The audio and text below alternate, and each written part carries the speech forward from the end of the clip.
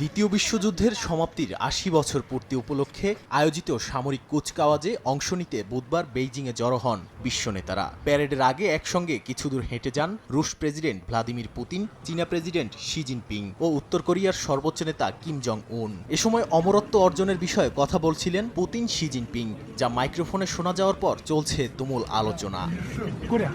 চীনা গণমাধ্যমে প্রকাশিত এক ভিডিওতে পুতিনের দোভাষীকে বলতে শোনা যায়, বায়োপ্রযুক্তির উন্নয়নে মানবদেহের অঙ্গ প্রত্যঙ্গ বারবার ট্রান্সপ্লান্ট করা যায়। যেভাবে আগে মানুষের বয়স বাড়তে থাকতো, একইভাবে এখন বয়স কমানো সম্ভব, এমনকি তারা অমরত্ব অর্জন করতে পারে। এরপর শি জিনপিং বলেন, অনেকে মনে করছেন চলতি শতাব্দীতেই ১৫০ বছর পর্যন্ত বেঁচে থাকা সম্ভব হতে পারে।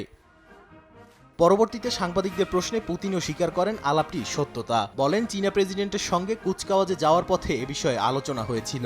আধুনিক চিকিৎসা, স্বাস্থ্য প্রযুক্তি, এমনকি অঙ্গ প্রতিস্থাপনের মতো সার্জিক্যাল অগ্রগতি মানুষের দীর্ঘ ও সক্রিয় জীবনের নতুন আশা জাগাচ্ছে বলে জানান রুশ প্রেসিডেন্ট। নাদিম মারজান, সময় সংবাদ।